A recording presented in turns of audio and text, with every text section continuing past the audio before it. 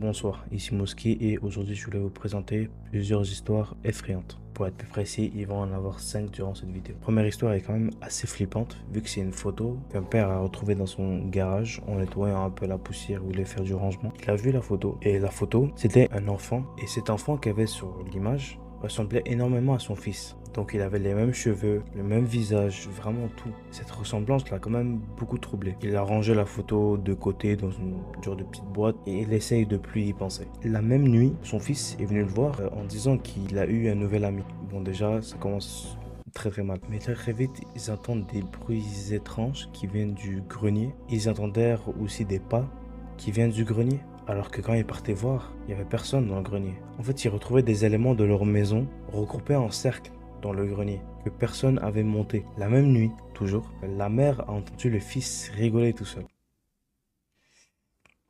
Dès qu'ils sont rentrés dans sa chambre, le fils y parlait à son mur. Et sa mère lui demande pourquoi tu rigoles tout seul. Et son fils lui répond Je parle avec le garçon de la photo, il dit qu'on se ressemble.